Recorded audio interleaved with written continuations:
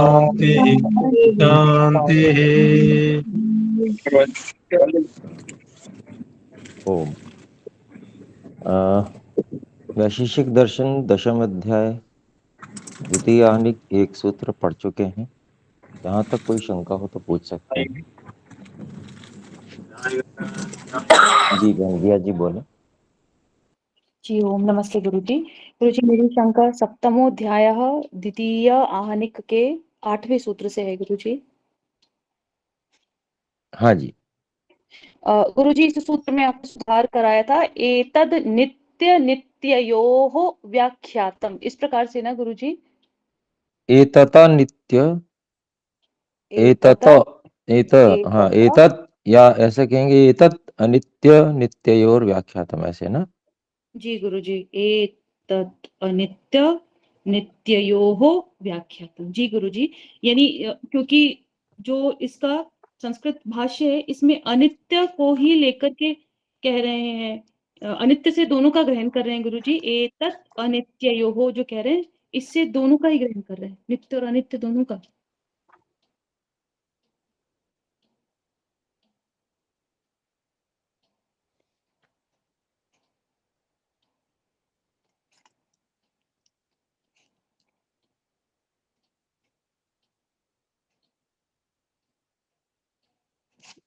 इसका भाष्य तो हटवा दिया था स्वामी जी ने। जी गुरु जी, यानी ये पूरे भाष्य हमें नहीं पढ़नी। हाँ, ये नियम नित्य अनित्य सभी प्रकार के द्रव्यों में स्थित एकत्व और एक पृथकत्व के संबंध में जानना चाहिए। ये जी जो गुरु। अभिप्राय इसका अर्थ लिखवाया है, हम्म। तो वो कौन सा नियम है? वो पिछले सूत्र में कार्य और कारण की श्रेणी में एकत्व और एक पृथकत्व का अभाव होने से एक पृथकत्व ससदृश गुण के कार्य कारण नहीं होते। तो ये जो नियम है,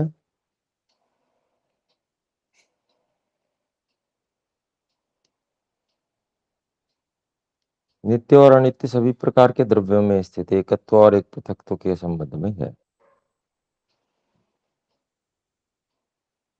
जी गुरु जी, नित्य और अनित्य के विषय में नहीं है, इसको नहीं करना है गुरु जी फिर।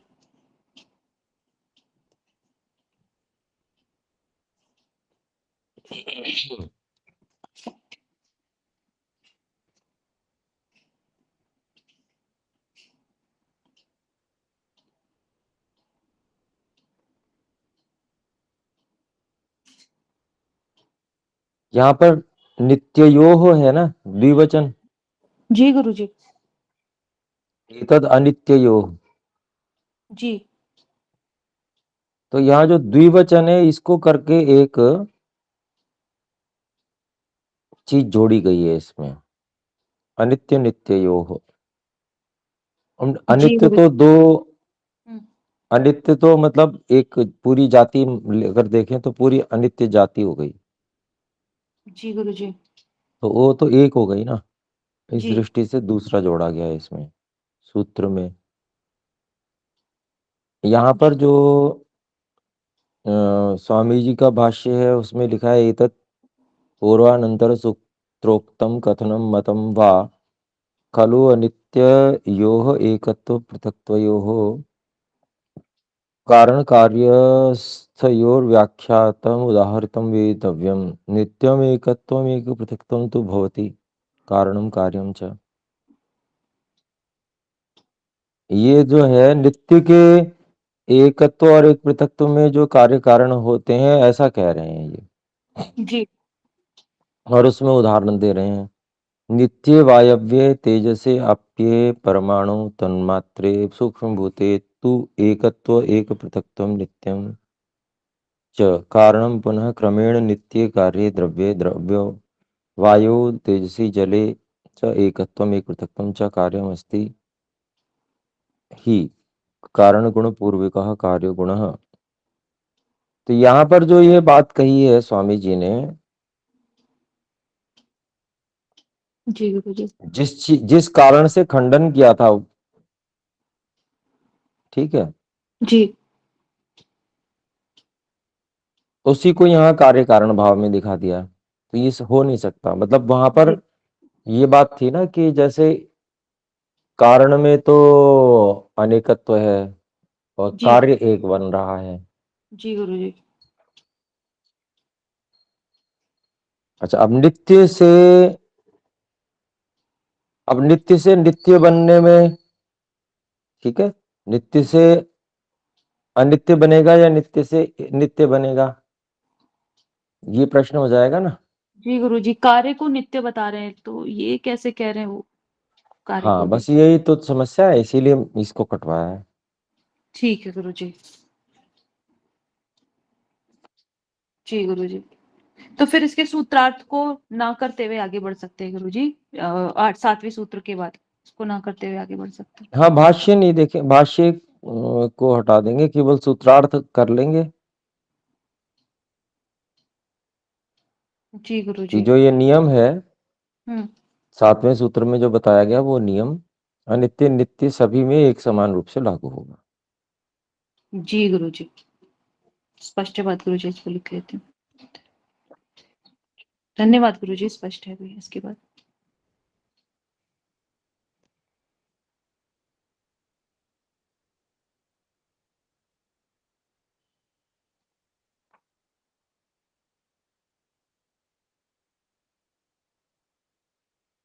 ठीक है, तो इसमें जो दूसरा हानि का दूसरा सूत्र हम पढ़ रहे थे,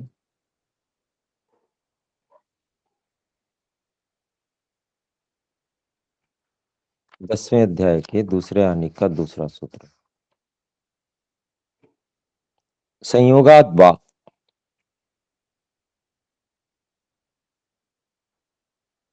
इसका जो भाष्य है ना, वो भी स्वामी जी ने कटवाया हुआ है, गलत है। संयोगात वा का अभिप्राय जो है वो तो हमने बात की थी, फिर से कर लेते हैं। अवयव में संयोग के कारण भी तंतु द्रव्य को समवायी कारण कहते हैं।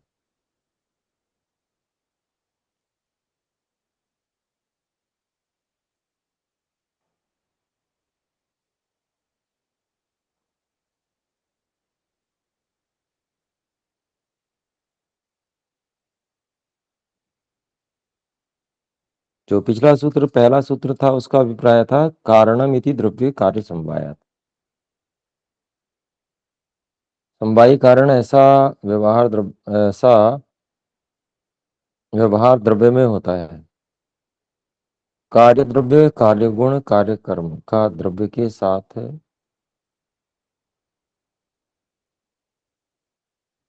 ही निश्चित संबंध होने से,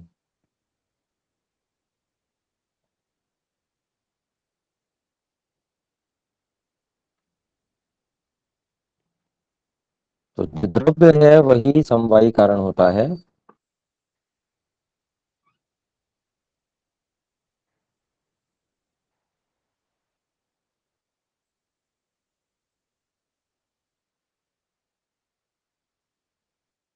ये यहाँ पर कहा जा रहा है। समवायी कारण कभी गुण या कर्म नहीं हो सकता, द्रव्य ही हो सकता है, ये कहा जा रहा है ना। और उसी बात को संयोगात इस हेतु से भी समझाया गया है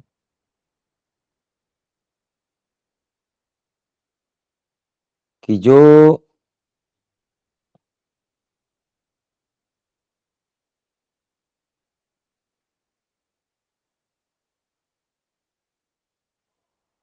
कार्य है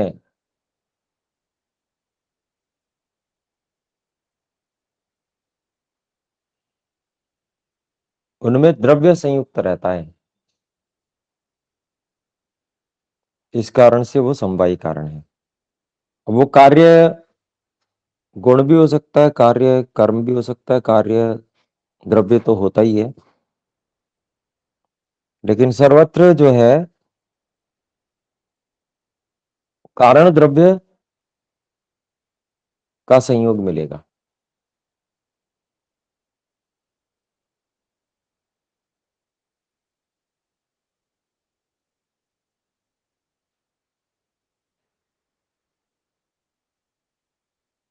जैसे वस्त्र है तो वस्त्र में रूप गुण है, तो जो रूप गुण है वह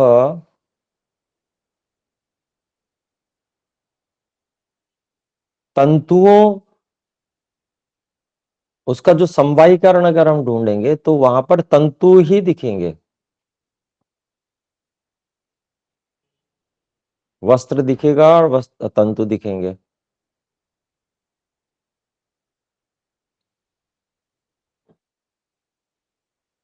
तो तंतुओं का संयोग जो है वहां पर,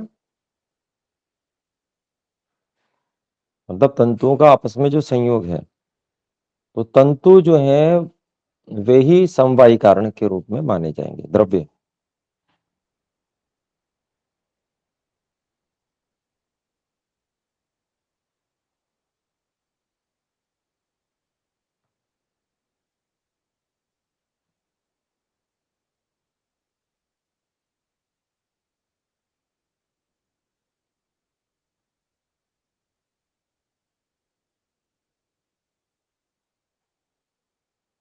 इसमें जो भाष्य है इसको पढ़ लेते हैं एक बार, क्या त्रुटि है वो समझ में आएगी।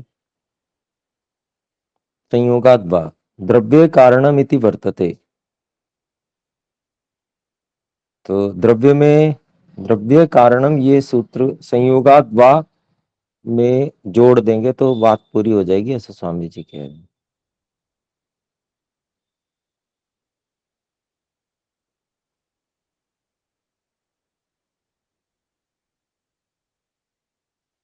वाकारः कारणांतर विधानाय च अर्थे। तो वा सामान्य रूप से विकल्प के लिए होता है, लेकिन यहाँ पर अन्य कारण, भिन्न दूसरा कारण बताने के लिए च अर्थ में वा का प्रयोग है, ऐसा स्वामी जी कह रहे हैं। कार्य समवाया तु द्रव्य समवायी कारणम इति।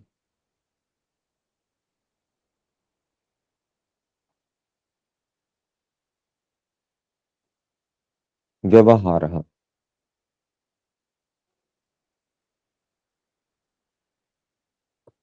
कार्य में समवेत होने से, ऐसा तो द्रव्य में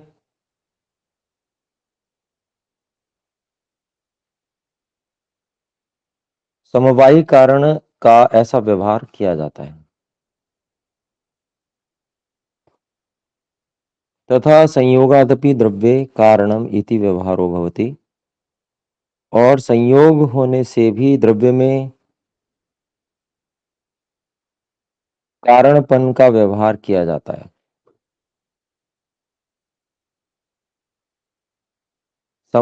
समवाय अभावात् तत् खलु असमवायी कारणम।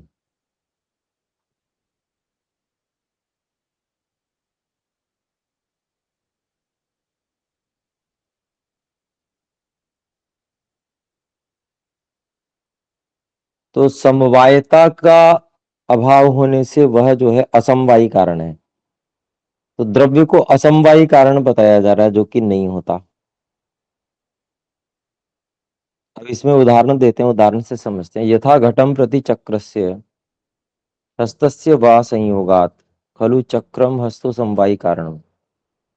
घड़े के प्रति चक्र और हाथ का जो संयोग होने से जो चक्र और हस्त है वो असमवायी कारण है।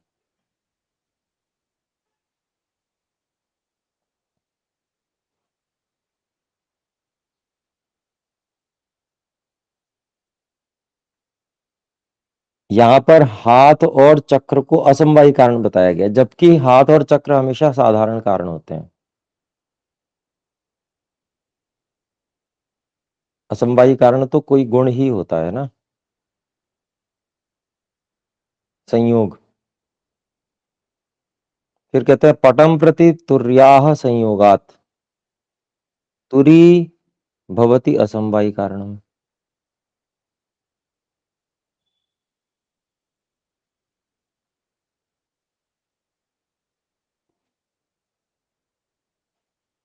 ऐसे ही उदाहरण में जैसे घड़े का उदाहरण दिया, वैसे वस्त्र का उदाहरण दे रहे हैं। कपड़े के प्रति जो तुरी है उसका संयोग से तुरी असमवायी कारण होती है, साधन है मान लीजिए कपड़ा बनाने का तुरी। फिर आगे यद्वा द्रव्य कारणमिति व्यवहारो द्विविधो भवति, या फिर ऐसा कहें कि द्रव्य में जो कारण है ऐसा व्यवहार दो प्रकार का होता है, कार्य समवायात संयोगाच्च, कार्य के समवाय होने से और संयोग होने से।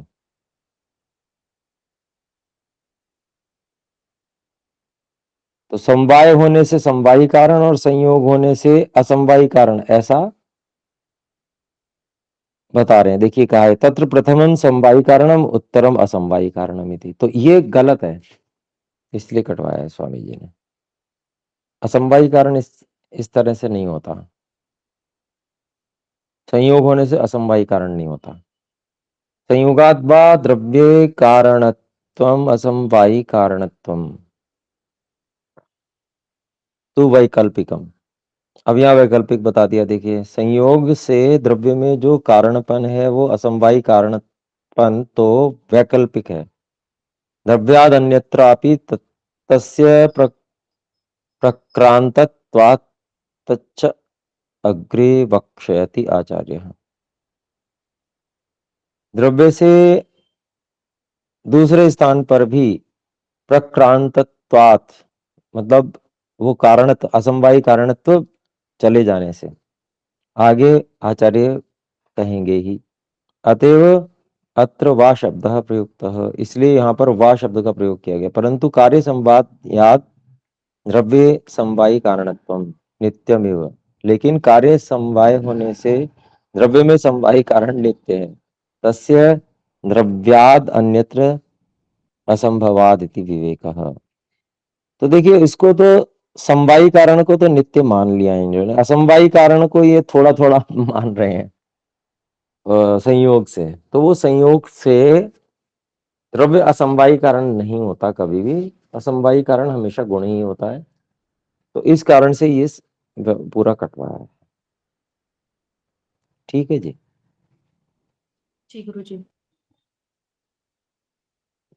तो खैर समय हो गया, अब हम तीसरे सूत्र से आगे पढ़ेंगे अगली कक्षा में। ताइए एक बार ओम का उच्चारण करें।